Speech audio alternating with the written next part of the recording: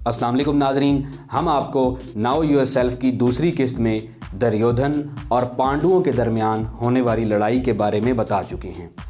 पांडवों के ही राज से एक राजा अर्जुन की तीसरी नस्ल से एक लड़का पैदा हुआ जिसने इनकी हुकूमत को एक नई बुलंदी तक पहुंचा दिया। हुआ कुछ यूं कि उस लड़के ने अपने आबाओ अजदाद की जानिब से लड़ी जाने वाली जंगों और उनके असबाब को जानने की कोशिश की। वो ये चाहता था कि वो इन जंगों के असबाब जानकर उनसे इबरत हासिल करे और मुस्तकबिल में अच्छे फ़ैसले कर सके। इसके लिए मुख्तलिफ लोगों से मशवरे हुए और आखिर में सब ने उसे हकीम ब्यास के पास जाने का मशवरा दिया।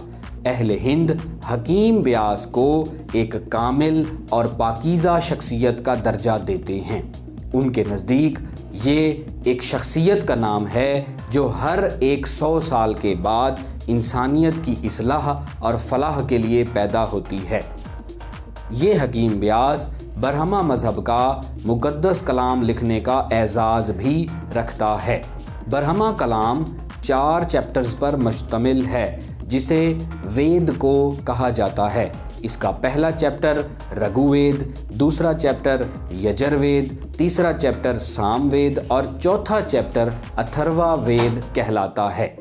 जब ये किताब मुकम्मल हुई तो सरस्वती के किनारे एक जश्न मुनक्किद किया गया जिसे अश्लोक का जश्न कहा गया। क्योंकि ये किताब 60 लाख अश्लोक पर मुश्तमिल थी, इसलिए इसे अश्लोक का जश्न कहते हैं।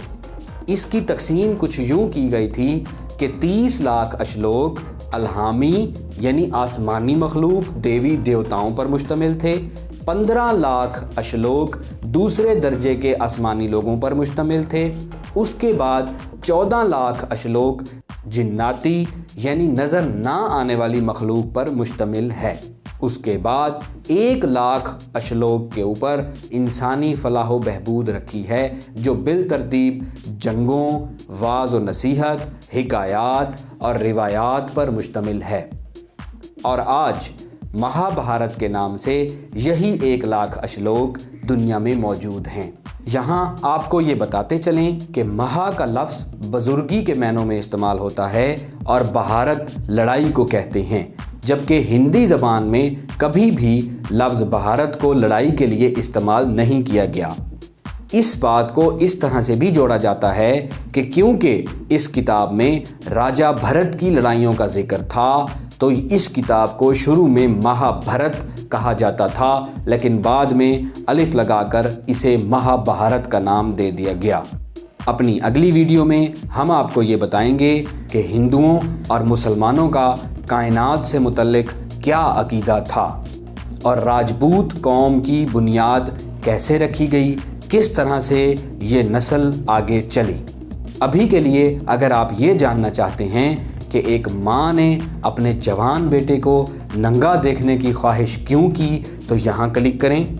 अगर आप नाउ योर सेल्फ की कहानी को शुरू से देखना चाहते हैं तो यहाँ क्लिक करें।